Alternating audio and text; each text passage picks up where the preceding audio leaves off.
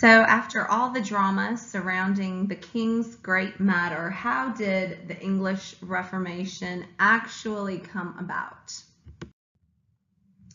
You will recall that by the early 1530s, Cardinal Wolsey had failed to secure an annulment for the king and had failed in the king's great matter, and so he was arrested as a traitor, and he died soon after going to prison at the Tower of London, probably just from the stress of the whole matter. Anne Boleyn had become pregnant, and thus the urgency of securing the annulment from Queen Catherine and making Anne Boleyn the queen and legitimizing the child that she carried was of the utmost importance. And so Henry VIII went to Parliament to be able to secure this annulment and to bring about hopefully the legitimate birth of this male heir, which he so desperately needed. Catherine of Aragon, who had tried so valiantly and so hard to maintain her position and the recognition of the legitimacy of her marriage, the recognition of herself as the king's rightful wife, and the legitimacy of her daughter, Mary, had not worked out in the end. Catherine was sent to a palace in the country where she was essentially to live in exile, even though she did remain in contact with important people in the king's court, but she did not live long following the conclusion of all of these events. She died a few short years later. So after many years of delay, so to speak, and things began to happen very quickly. This Reformation was political. All the Reformations, all these movements were in some ways political. We recall that Martin Luther sought and received the protection and help of the German nobles, and Calvin used church leaders as political leaders. The Anabaptists rejected much political authority, and King Henry VIII used his political authority to bring about his desired ends. And for these reasons, the Reformation comes to England. In this Act of Parliament, 1534, the Parliament passed the Act of Supremacy. And what the Act of Supremacy said was that the monarch, the king, was the head, the final head of all ecclesiastical matters in Great Britain. And so essentially what this does is it removes the Pope. This is a purely political reformation at this point. There is no change to doctrine. There's no change to religious practice. This is simply the king giving himself, through this Act of Parliament, the right to take the matter of his annulment to an ecclesiastical court in Great Britain. It denies to the Pope the right to tell him that he cannot do this. And under this act, Henry VIII, oh wow, look at that, that says Henry VII. That is wrong, that's a typo. Secured an annulment, and he then married Anne Boleyn, who was very quickly coronated and was very heavily pregnant at this time. All in a matter of months then following this, Parliament passed some acts that went along with the Act of Supremacy to kind of bear it up and flesh it out.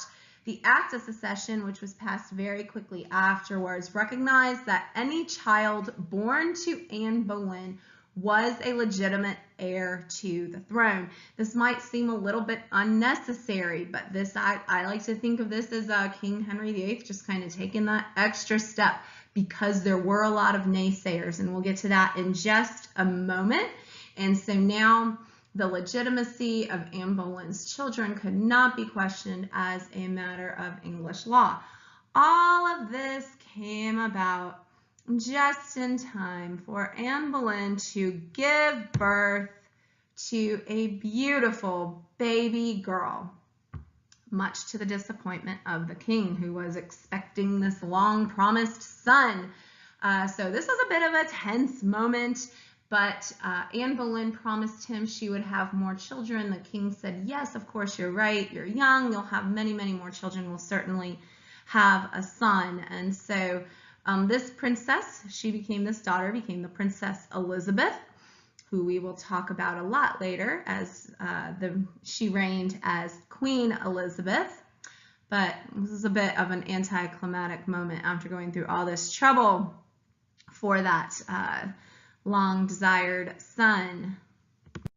In addition to the Act of Secession, an act called the Act of Treason was passed. Now, this is shoring up the Act of Supremacy. None of this was without controversy. This was a very controversial decision and action of the king. And so the Act of Treason is the king slamming his fist down on the table and saying to everybody, look, this is what we are going to do. Get on board or get out. And it made the failure to take an oath of allegiance, recognizing the king as the head of the church in England, an act of treason to be punishable by death. And many people went to their death over failure to take such an act, because this was not without controversy. And so you have many high-ranking members of the British clergy, many Catholic bishops, and others who went to their death for failure to take this oath.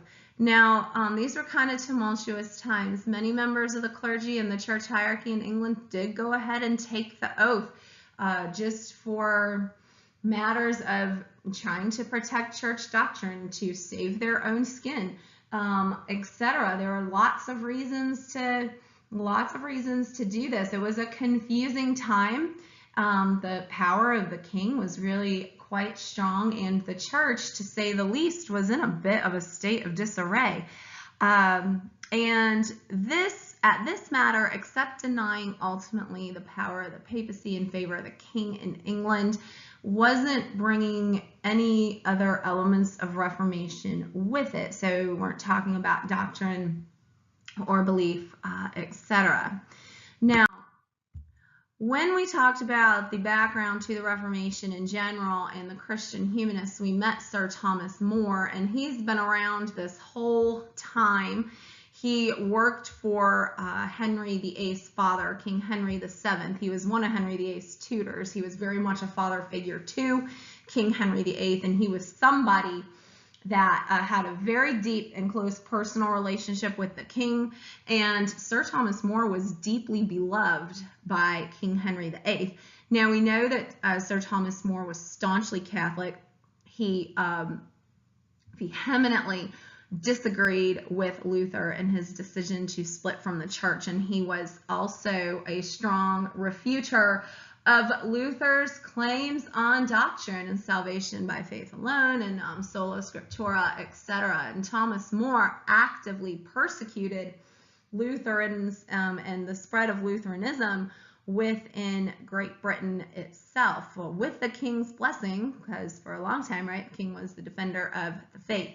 And when it came to the king's great matter, Sir Thomas More made no secret of the fact that he was a supporter and an ally of the position of Queen Catherine of Aragon as the rightful wife of the king, and that the king's pursuit of an annulment was unethical and illegal under canon law, under church law.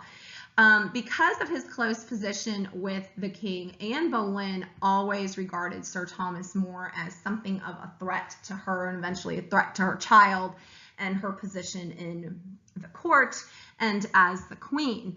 Anne Boleyn was never as accepted as queen as Catherine of Aragon was. She struggled during her tenure in this position to gain popular support, I guess that I would say, most of which was with the queen, or people simply were just going on with their lives, not really worrying about this.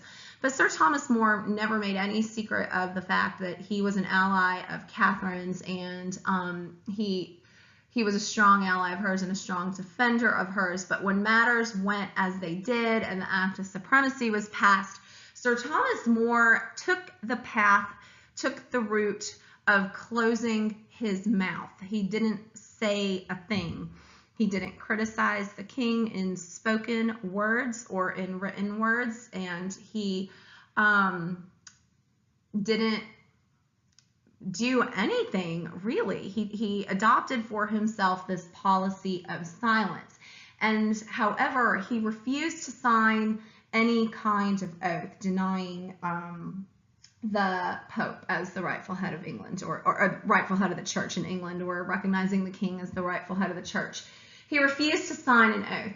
And at the same time, he never said or did anything to criticize the king. And this actually became an issue. Henry VIII did not want to go after Sir Thomas More. He understood that Thomas More was a popular guy, that he was beloved in the country. He kind of understood that Anne Boleyn was not quite so much, and he loved Thomas More, but many of his advisors and those closest to him, Anne Boleyn and others, and especially people who wanted to see this Reformation in England bear fruit, that they wanted to see it get into realm of doctrine and practice, etc., encouraged the king to require Thomas More to take the oath, even if he wasn't criticizing him, even if he wasn't speaking or writing against him.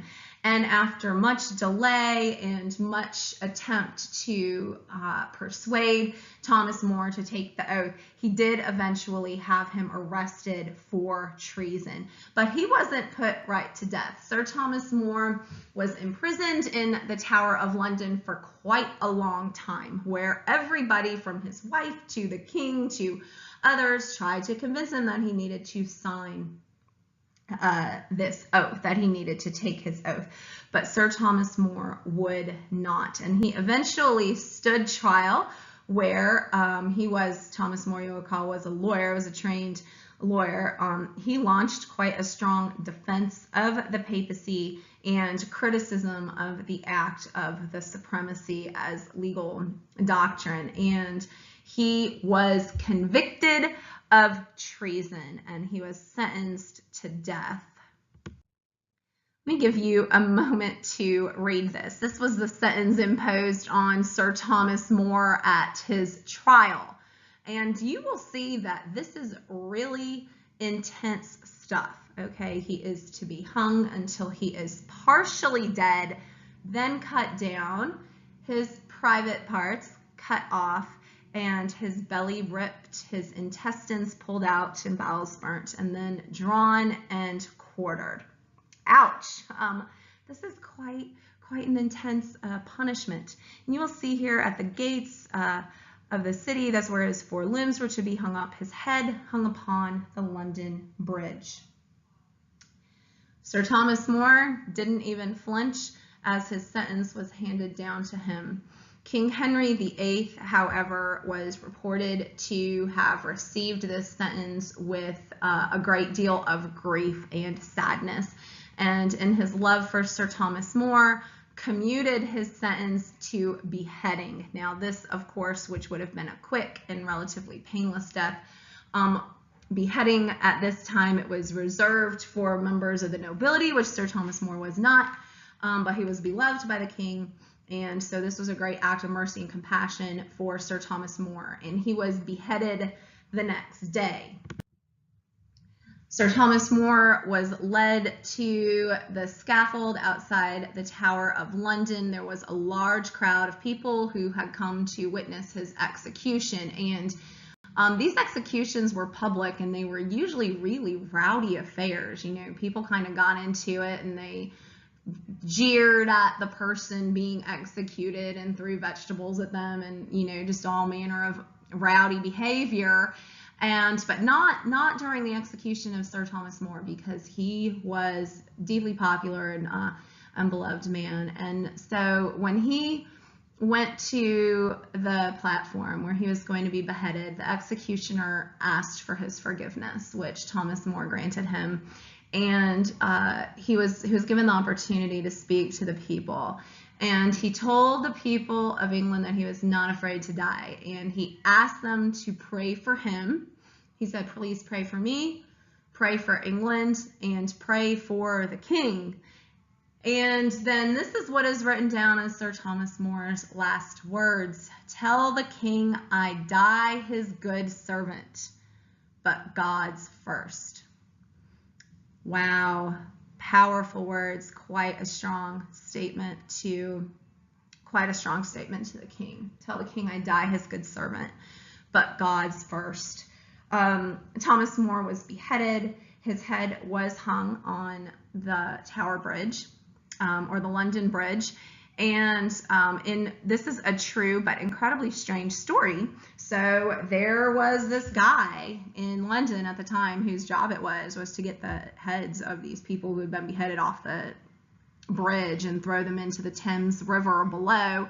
And one of Sir Thomas More's daughters paid him to secure his head instead of throwing it into the river. So he did, and he brought it to his daughter, who kept it for the rest of her life. She pickled it and kept it in a jar and carried it around with her for the rest of her life. I'm not sure why, but that's what she did. And then when she died, his head was buried with, Sir Thomas More's head was buried with his body. And Sir Thomas More is now a canonized saint in the Catholic Church and is a recognized saint in the Anglican Church as well. Eventually, Sir Thomas More and Cardinal Wolsey were replaced by a man named Sir Thomas Cromwell. And Sir Thomas Cromwell was a deeply devout Protestant, more along the Calvinist line than the Lutheran line. Now, he had to only be so in private, since this was England and everybody was a member of the Church of England. That's the way that it worked, and which remained pretty strongly Catholic in its liturgy and belief. And we will conclude this look at the English Reformation by seeing how Sir Thomas Cromwell worked to bring a more Protestant Reformation to England.